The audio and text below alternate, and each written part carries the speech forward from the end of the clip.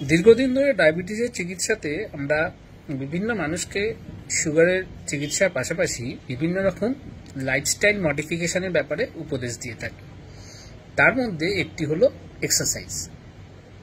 এই এক্সারসাইজ কিন্তু আমাদের যারা সুগারের রোগী তাদের কিন্তু একটা খুব গুরুত্বপূর্ণ বিষয় এই প্রাত্যহিক জীবনে। তো অনেকেই আমাকে জিজ্ঞাসা করেন, ডাক্তারবাবু কি এক্সারসাইজ করব এবং কতটা পরিমাণে করব এবং কখন এক্সারসাইজ করাটা আমার শরীরের জন্য ঠিক হবে না। আসলে সুগারের রোগী যারা তারা সাধারণত এরোবিক এক্সারসাইজ করে, মানে যে এক্সারসাইজে আমাদের শরীরটা বেশি চলাফেরা করে, আমাদের রক্তের মধ্যে অক্সিজেনের পরিমাণটা বাড়ে এবং আমাদের মাসেলগুলো বেশি কাজ করে। যেমন মনে করুন, আপনি সাধারণত একটু বয়স্ক মানুষ যারা তারা যোগাসন করে, এই যোগাসন কিন্তু এরোবিক এক্সারসাইজ নয়, কেননা যোগাসনে আমাদের মাসেলের মধ্যে খুব বেশি পরিমাণে অক্সিজেন কিন্তু ইউজ হয় না। এটা ম্যাক্সিমাম ক্ষেত্রে আমাদের স্ট্রেচিং এক্সারসাইজ হিসাবে ধরা হয়। কিন্তু অপরদিকে মনে করুন আপনি হাঁটছেন বা সাইকেলিং করছেন বা সাঁতার কাটছেন, এইগুলো কিন্তু এরোবিক এক্সারসাইজ। মানে এই এক্সারসাইজগুলো করলে আপনার কিন্তু প্রচুর পরিমাণে ক্যালোরি খরচা হবে।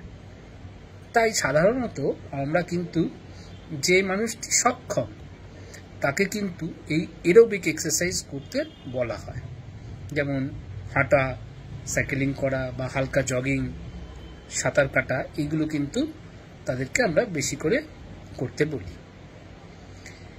এবং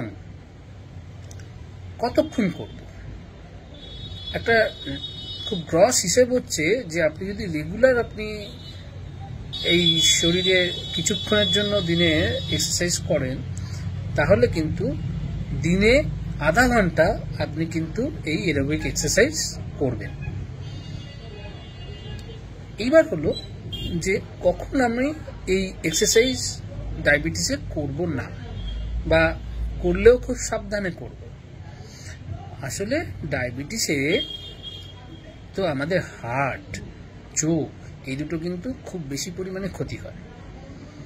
যদি আপনার হার্টে দেখা যায় যে আপনার হার্টের আর্টারিগুলোর মধ্যে ব্লকেজ আছে, বিশেষ করে ট্রিপল ভেসেল ডিজিজ বা ডবল ভেসেল ডিজিজ যদি থাকে, মানে মেন যে আর্টারিগুলো আছে হার্টের তার মধ্যে দুটো বা তিনটেতে অনেকটা পরিমাণে ব্লকেজ আছে, সেক্ষেত্রে কিন্তু এই এরোবিক এক্সারসাইজ আপনাকে কিন্তু সাবধানে করতে হবে, বা আপনার কার্ডিওলজিস্টের সঙ্গে যোগাযোগ করে এই ব্লকেজ দূর করে তারপরে এক্সারসাইজ শুরু করাই ভালো। আবার মনে করুন যে চোখে যদি আপনার ডায়াবেটিক রেটিনোপ্যাথি থাকে এবং সেখান থেকে ব্লিডিং হওয়ার সম্ভাবনা থাকে, সেক্ষেত্রে কিন্তু আমরা খুব ভারী এক্সারসাইজ, যেমন জিমনাসিয়ামে গিয়ে ব্যায়াম করা, ভারী ওজন তোলা, এইগুলো কিন্তু আমরা বন্ধ রাখতে পারি। সুতরাং এক্সারসাইজ সুগারে হবে হচ্ছে এরোবিক এক্সারসাইজ, মানে হাঁটা, সাইকেলিং, সাঁতার, এইগুলো বেশি করে করতে হবে। অপরদিকে আপনার যদি কোনো হার্টের সমস্যা থাকে বা চোখের সমস্যা, এটা অনেক সময় আমরা ধরতেও পারি না, যদি চোখের মধ্যে ব্লিডিংয়ের সম্ভাবনা দেখা দেয়, তাহলেও কিন্তু আপনি খুব ভারী এক্সারসাইজ করবেন না।